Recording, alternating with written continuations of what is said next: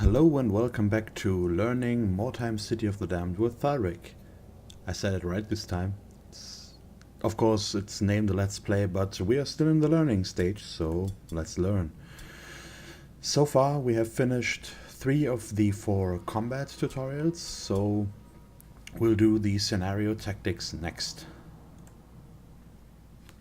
Let's see what the setting is. The most numerous of Mordheim's denizens, the depraved members of the cult of the possessed, are now under your command. Mutants, crazed humans, dark magisters, and unnameable creatures are unleashed against an unwary group of mercenaries who seek to scavenge in your city. Learn some new tricks and show those pathetic humans how the Shadow Lord treats intruders in the city of Mordheim. Okay, nice. So now we are playing as the Cult of the Possessed, and apparently it's against the mercenaries.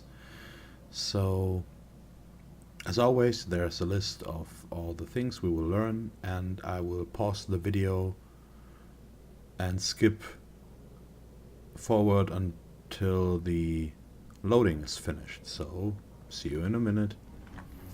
And we're back. So let's start the tutorial. A new round has started. Okay, so first thing is the victory conditions. To achieve victory during a mission, you must force the enemy warband to rout, retreat from the battlefield, before they make you rout. Before leaving the battlefield after a victory, your warriors will be able to scavenge roughly a third of the remaining wordstone and search points. Keep in mind that warbands that retreat from battle keep the loot they manage to secure in their cart or on their warriors who still stand, so all is not lost. Okay, so gathering beforehand can help.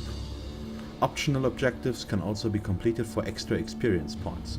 Completing these objectives will not end the battle, and the bonus gained is kept even during a rout. Completing all optional objectives and making the enemy rout leads to a decisive victory which provides extra spoils of war.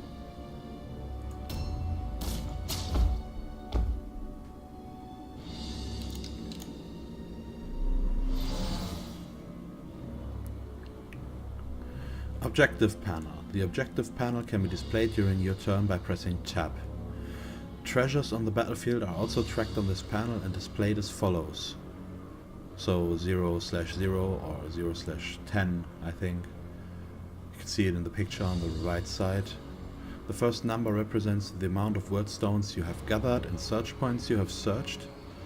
They are not necessarily empty. The second number represents the total amount of points in the map. Okay, so let's press Tab, and the objectives just make the enemy warband rout or put them all out of action. Okay, so let's attack here.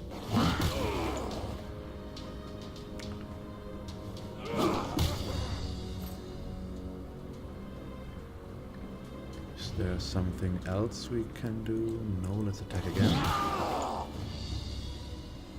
And then we will use our dodge stance.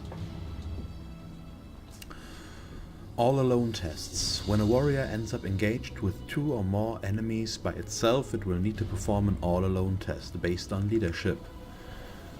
This test will determine if the warrior stays and fights against the odds or if it turns away and runs for its life.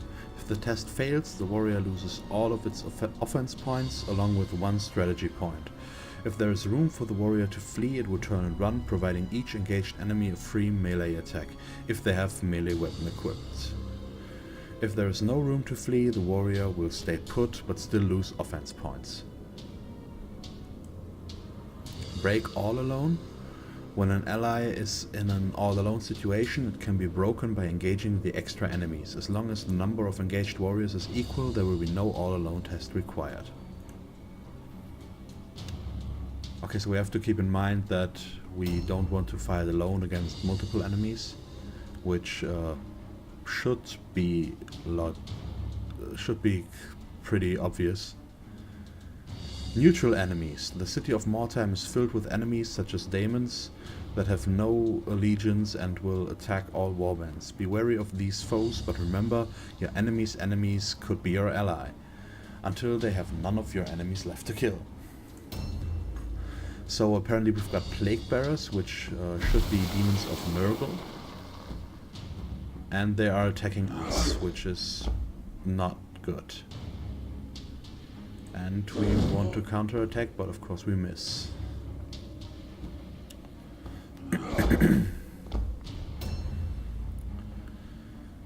And now it's our turn to attack. So is there something... Apparently there is no active skill for this thing. And we can only attack. So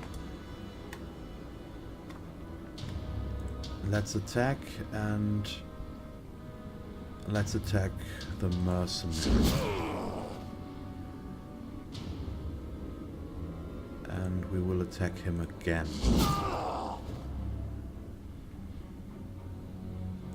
And third time. Okay, cool. And we will use dodge. Morale Gorge. Okay, so this is where I don't really know how to pronounce it. So if anyone knows it, please let me know. Each warband has a morale gauge representing the warband morale pool displayed at the top of the gauge. The morale pool is based on the morale value of each individual warrior added together. Every time a warrior is put out of action, their morale impact value, not to be confused with their morale value, is removed from the morale gauge. If the gauge falls below the threshold amount displayed between the gauge, a leadership test will be taken before the next warrior from the warband plays. The test is taken by the leader regardless of whose turn it is. If the leader is out of action, one of the heroes must take the test. If no leader or heroes can take the test, it is automatically failed. Failing this test will cause the warband to rout and grant victory to the enemy.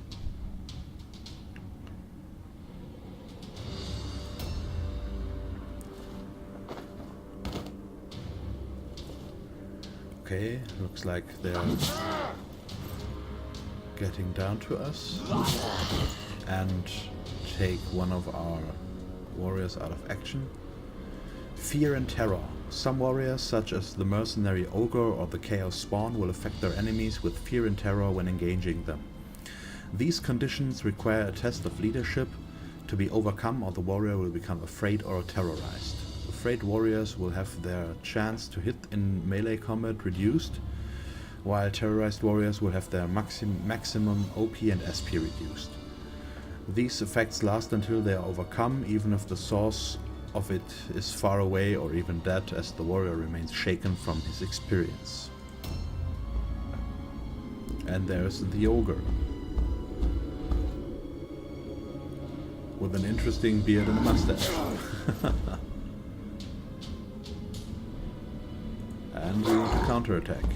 How do we miss such a large target? But that happens.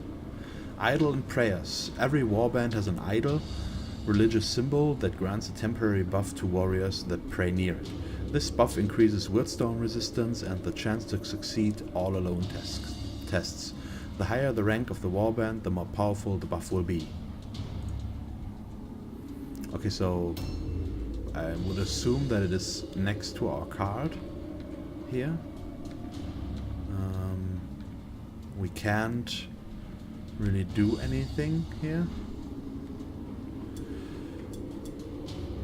Let's check what we can do.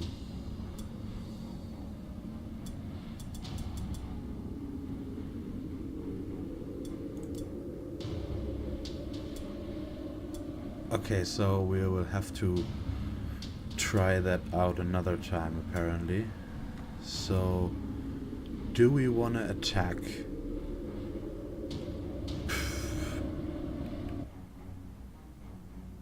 Sure, why not? Let's just try it. We will attack him.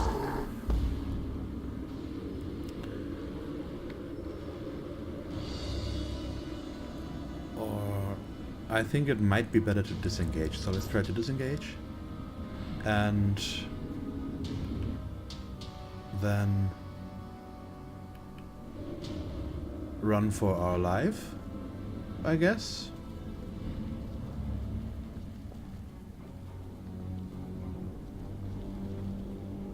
Okay, so that wasn't the best option, apparently.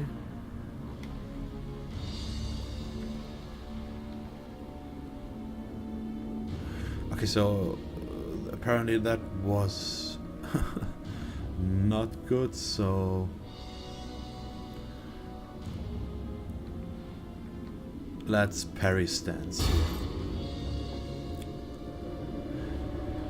Area of effect spells. Some spells, skills or consumables affect only allies or only enemies, while others, such as Acid Breath or Fireball, will affect everyone in the area of effect. It is important to be careful where and how these abilities are used to avoid unwanted friendly fire effects. An ally falling out of action will lower the morale pool, whether it has been put out by the enemy or your own actions. Okay, so we've got Acid Breath here. And we can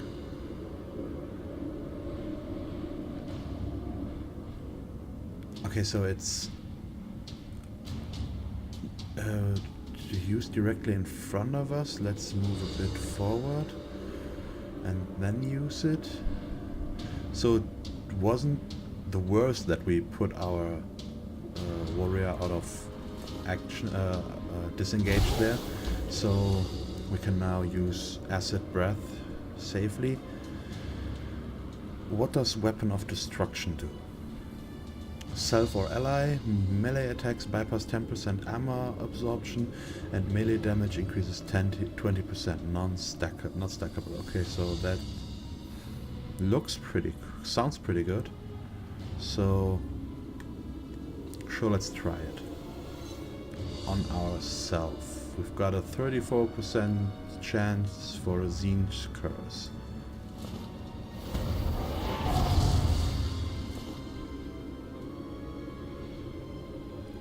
And it didn't happen, so that's good. And then we will parry, I guess. Idol and Morale. The idol of each warband is a holy symbol that helps them face the horrors of the City of the Damned. Although it does not add to the morale pool, having your idol stolen will lower the warband's morale pool. This could become a valid tactic to force the enemy warband to rout. Should the idol be retrieved and placed back onto the card, the morale lost will be restored. One of the optional objectives involves stealing the enemy's idol.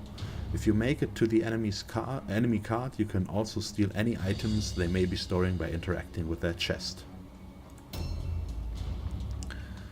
Okay, so we've got this big guy here, and it looks like this is the enemy card.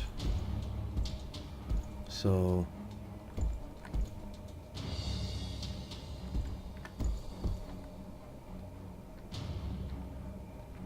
do I get to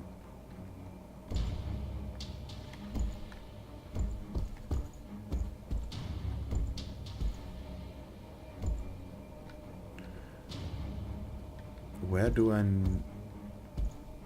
okay, I want to steal the enemy's idol. Yes. Let me get my movement back here first, because I shouldn't have to do that. So, okay, good. We will steal that idol and then exit. So we've got a boon. What does that do? Plus 3 meter movement range and -2 SP cost to dodge stance, okay. And we can also pillage the enemy's card. Let's try that as well. We get some wordstone. And we would get gold crowns, but let's keep the wordstone. I think it doesn't matter anyway. But just in case. And we get some warp effects, which were negative. So we lost 2 meters of movement range, so we're at +1 at the moment. So here we are, so we should probably just walk this way.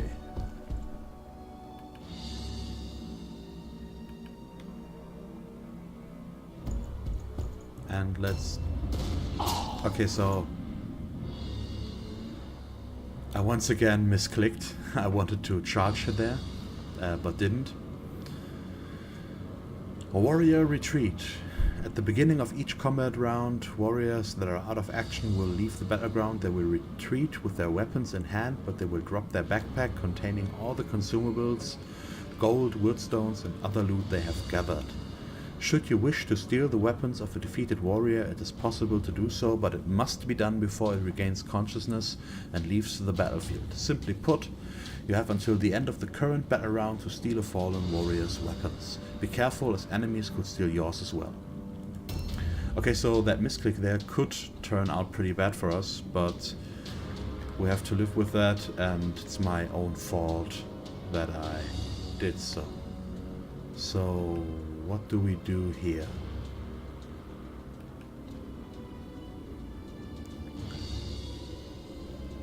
I don't really want to climb up there. It's not really a good chance, so we should probably move over here and maybe get... We can charge over here, so let's charge here. And we actually hit him with a 60% chance. Okay, so an oil bomb. Let's see. Can we throw it in a way that we won't hit ourselves? Yes, we can. So let's risk that and see how it does. Still want to try out things, and I think that can be valuable for us. And then we will end our turn. A new round has started. And next is leave combat options. Once a battle has started, there are two ways to leave. Voluntary route. This option becomes available when your warband's morale drops below the route threshold. At this stage you can retreat, suffering a defeat but with no additional penalties. And abandon mission. This option is always available, however leaving the battlefield is considered an act of cowardice and is frowned upon. Using abandon mission will let you retreat from battle, but all of your warriors will be considered out of action and suffer the associated consequences. Think twice before choosing this option. Disconnecting during a mission will be considered an abandoned mission. Okay, so there are actual consequences to what happens in this game, so I think that's pretty nice. And we've completed this tutorial. And as always, I will keep playing for a little bit to practice.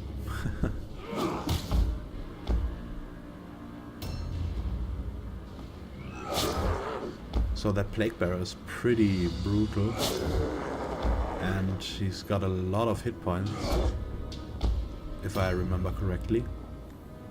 So we want to attack, and let's attack him. So okay, he isn't down yet, but he should be soon. Yeah, the plague bearer's got a lot of health.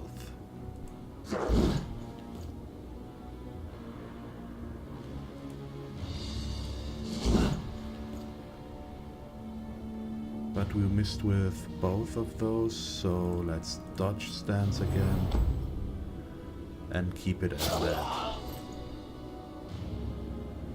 Okay, so he had to take a terror test because he's stuck in the fire, I guess, but he managed to pass it.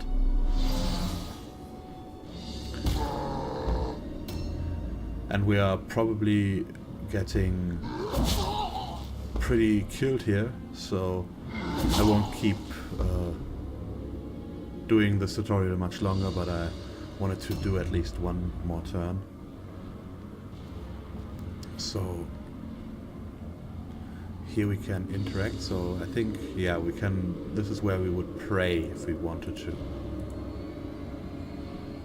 No, I don't want to end my turn.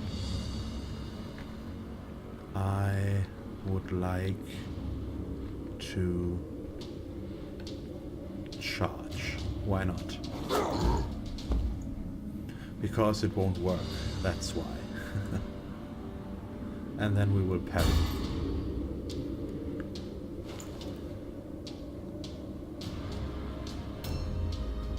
Okay, so did we...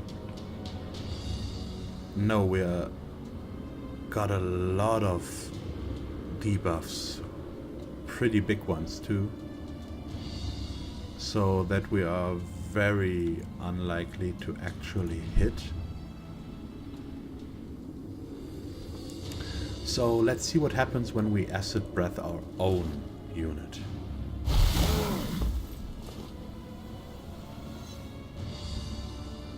And then we will dodge.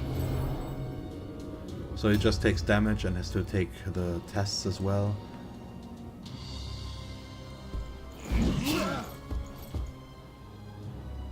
And since he failed, I think he will take additional damage.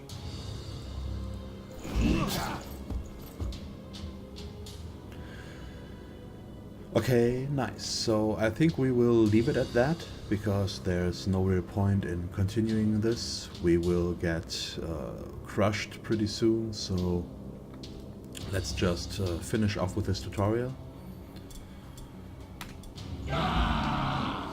So now we have finished all of the combat tutorials, so in the next video we will move on towards the hideout management tutorials, which I guess should be shorter or quicker, because it's mostly about the layout management, I think, and what it's possible, and you don't have to take any actions and stuff like that. But I might be wrong, we'll have to wait and see. So I hope you still enjoyed this video, and if you did, I would appreciate a like and a comment, and if you want to see or hear more of me, you can always subscribe to my channel. So thanks for watching, and I hope to see you next time. Bye.